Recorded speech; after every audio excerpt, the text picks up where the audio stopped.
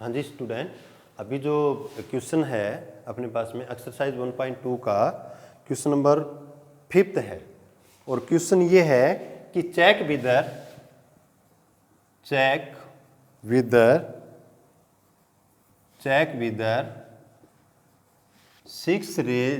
raised to the power n can never end in 0। ये कहता है कि 6 रेज टू पावर n का मतलब 6 की पावर n का मतलब 6 की पावर 1 2 3 4 2 क्या हो गया 6 की पावर n है वो कभी 0 में एंड नहीं होता, यानी कि लास्ट डिजिट या यूनिट डिजिट इसका 0 नहीं आता। हम देखेंगे 6 की पावर 1 कितना होता है 6 की पावर 2 कितना होता है 216 सॉरी 6 की पावर 2 कितना होता है 36, 3 होता है 216 और 6 की पावर 4 होता है 31 36। तो मतलब ये 6 पे कहता है ये एंड 0 पे नहीं होता। तो अब आते हैं कि 0 पे एंड कौन सी नंबर होती है जिसके लास्ट में 0 होगा, यानी कि 0 पे एंड होगा जिसके लास्ट में 0 हो गया। 10 की पावर n हो गया, 20 की पावर n हो गया, 30 की पावर n हो गया, ये 0 पे एंड होंगे कि 10 की पावर 1 हो गया 10 की पावर 2 कितना हो गया 100, 3 हो गया 1000, 4 हो गया 10,000। इसी तरह से ये भी 20 की पावर 1 20, 2 40 सॉरी 2 हो गया 400, 3 हो गया 8000, मतलब इस तरह से करके 0 में। अब 0 पे रही बात कि 6 की पावर n क्यों नहीं होता, होता तो नहीं हमें भी पता है पर हमें कारण बताना है। तो अब इनका देखो भी इन सब का फैक्टर करके देखें, जैसे हमें पता है लास्ट में 0 है तो 10 का अगर फैक्टर करें तो क्या होता है 2 × 5, 20 का फैक्टर करें तो 2 × 2 × 5, प्राइम फैक्टर करें तो 30 का करें तो 2 × 3 × 5, 40 का करें तो 2 20, 2 × 2 × 5। तो यहां एक चीज क्लियर हो रही है कि कोई भी नंबर अगर 0 में एंड करेगी तो उसके जो प्राइम फैक्टर होते हैं 2 × 5 दोनों होने जरूरी हैं। कोई भी नंबर अगर 0 पे एंड करती है तो उसके जो प्राइम फैक्टर होते हैं वो 2 और 5 दोनों होने चाहिए। अब देखते हैं 6 जो है उसके प्राइम फैक्टर क्या है, तो 6 के प्राइम फैक्टर कितने हैं 2 × 3, तो लिख देंगे हम क्या we know that if a number ends in 0 then its prime factors must be 2 × 5 की पावर n लिख सकते हो आप। चाहे 2 कितनी बार आए 5 कितनी बार आए ये तो होंगे ही होंगे, इनके साथ में कुछ भी हो। तो यहाँ प्राइम फैक्टर कितने हैं 2 × 3 5 नहीं है, तो विच इंप्लाइज क्या है 6 raise to the power n can never ends in 0।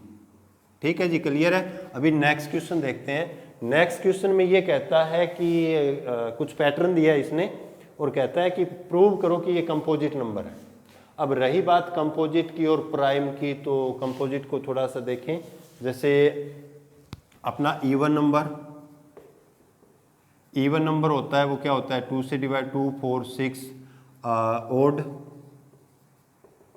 Odd number जो होता है वो क्या होता है जो 2 से डिवाइड ना हो 1 3 5 7।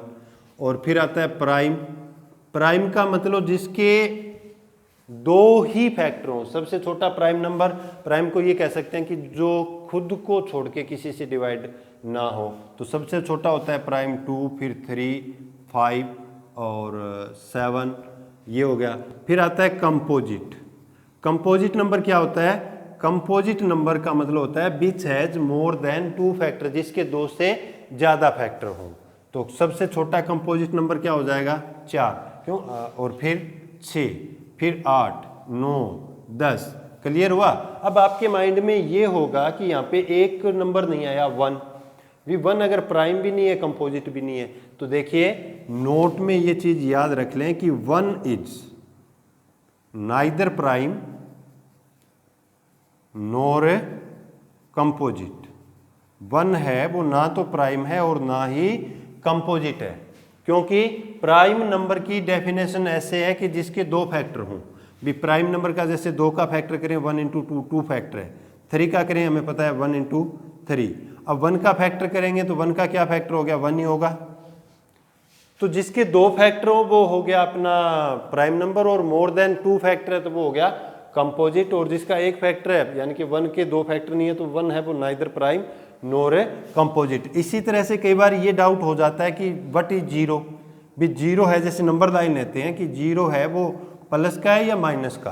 तो याद रखें जीरो ना तो पॉजिटिव का होता है और जीरो ना नेगेटिव का होता है। जीरो तो जीरो है जहां से किसी की स्टार्टिंग होती है, इधर चले तो प्लस का आ गया, इधर चले तो माइनस का आ गया। तो जीरो जो होता है वो आपका नथिंग होता है, कुछ भी नहीं होता है, ना प्लस का होता है ना माइनस का। तो अब क्वेश्चन पे आते हैं। क्वेश्चन में पूछा है कि प्रूव दैट, एक्सप्लेन करो कि why, explain why 7 cross 11 cross 13 plus 13 and एक और पैटर्न दिया है वो आप खुद देख लेना, आर कंपोजिट नंबर। तो पहले इसको देख लेते हैं कंपोजिट नंबर। देखो मल्टीप्लाई जहां भी होता है वो पूरे का पूरा एक नंबर है। ये पूरा आपका एक नंबर है, ये दूसरा नंबर है। क्वेश्चन का ये होता है कि कभी भी किसी भी क्वेश्चन में अगर कॉमन आता है, कभी भी कॉमन आता है तो हमें कॉमन लेना है, कोई भी क्वेश्चन हो। इन दोनों में यहाँ ये मल्टीप्लाई इनटू जो होता है वो बिल्कुल एक नंबर होता है। तो देखो इसमें और इसमें क्या कॉमन है, 13 कॉमन है। 13 कॉमन है तो 7 इंटू 11 प्लस क्या बचा 13, एक कम 13 कॉमन का मतलब। अब 13 इंटू 11 77 प्लस 1 क्या हो गया 13 इंटू 77 और 1 78, क्या हो गया ये कंपोजिट। क्योंकि कंपोजिट का मतलब मोर देन 2 फैक्टर, जैसे 10 है वो कंपोजिट है, यानी कि कम से कम 2 फैक्टर तो होने चाहिए। ये किसी नंबर की मल्टीप्लाई है जिसके फैक्टर ये बन रहे हैं, तो ये क्या होगा कंपोजिट। इसी तरह से इसका सेकंड पार्ट है बिल्कुल। अब थर्ड क्वेश्चन, लास्ट क्वेश्चन है इसका, 7th क्वेश्चन है कि there is a circular path around a sports field. एक स्पोर्ट्स फील्ड के अराउंड चारों ओर एक सर्कुलर पाथ है, गोल रास्ता है और सर्कुलर ही फील्ड है अपना। Sonia takes 18 minute to drive 1 round. Sonia को एक चक्कर लगाने में 18 मिनट लगते हैं। While Ravi takes 12 minute for the same, जबकि रवि को इसी के लिए 12 मिनट लगते हैं। Suppose they both start at the same point and at the same time and go in the same direction. After how many minutes they will meet again at the starting point? कितने minute बाद वे दोनों starting point पे मिलेंगे। क्या दिया है question में कि there is a circular path around a sports field. एक स्पोर्ट्स फील्ड है, उसके चारों ओर एक सर्कुलर पाथ है, जैसे इस तरह का कोई पाथ है, रास्ता है, ठीक है। यहाँ 2 बच्चे हैं, एक है सोनिया और एक रवि। सोनिया को यहाँ पूरा चक्कर करने में लगता है 18 मिनट और Ravi takes 12 minute to complete 1 round. Ravi को 12 मिनट लगते हैं। क्वेश्चन में दिया है इफ दे, मान लो ये स्टार्टिंग पॉइंट है, if they start at the same point and they go in the same direction then how many minute later they will meet again. कितने टाइम बाद वे स्टार्टिंग पॉइंट पर मिल जाएंगे। देखो कितने टाइम बाद, तो सीधी सी बात है। देखो जैसे इसको 18 मिनट लगते हैं, इसका एक चक्कर किया इसने 18 मिनट, यानी कि ये जो सोनिया है वो एक चक्कर यहाँ से किया 18 मिनट बाद में, 18 मिनट में आ गई वो यहाँ। और रवि कितने मिनट में आ जाएगा 12 मिनट में, और 12 मिनट में ये यहाँ तक होगी और ये यहाँ जाएगा, नहीं मिलेंगे। और 2 चक्कर इसका करेगा 36, ये 2 चक्कर 24 मिनट में, ये 3 चक्कर कितने में करेगी 54 में, और इसका 3 चक्कर 36 में। अब देखो क्या है ये, इन दोनों में कॉमन ये आ रहा है 36 मिनट बाद, यानी कि क्या होगा लोवेस्ट कॉमन मल्टीपल, यानी कि एलसीएम है। समझ में आ रहा है? तो देखो ये रवि एक चक्कर लगाएगा 12 मिनट में, 12 मिनट में वो यहाँ तक आ जाएगा। 2 चक्कर लगाएगा 24 मिनट बाद रवि के लिए, रवि यहाँ क्या होगा 12 मिनट बाद यहाँ होगा, 24 मिनट बाद होगा और 36 मिनट बाद होगा, आगे भी चलते रहेंगे। और ये जो सोनिया है, सोनिया यहाँ कितने टाइम बाद पहुँचेगी, ये 18 मिनट बाद यहाँ होगी, फिर 36 मिनट बाद होगी और 36 मिनट बाद ये भी यहाँ होगा। यानी कि क्या है ये दोनों का, दोनों की टेबल में जो आ रहा है वो कॉमन, यानी कि क्या बनेगा अपना अल्शियम निकलेगा। क्लियर हो रहा है? तो ठीक है, निकाल करते हैं क्वेश्चन कि time taken by Sonia to complete 1 round, कितना, 18 मिनट। Time taken by Ravi to complete 1 round, कितना, 12 मिनट। अब कितने टाइम बाद वे स्टार्टिंग पॉइंट पे मिलेंगे, तो to find the time they will meet again at starting point, we have to find the LCM of 18 and 12। तो अल्शियम निकालने के दो तरीके हैं, एक तो हमने पहले वाले क्वेश्चन में किए थे, या फिर इन दोनों को अल्शियम ही निकालना है तो इन दोनों को इकट्ठा लेके चल सकते हैं। अब इन दोनों को देखना है किस सेम नंबर से डिवाइड होता है, 2 से होता है, 2 9 2 6, फिर 2 से नहीं होता, 3 से होता है, 3 3 जा 3 2 जा।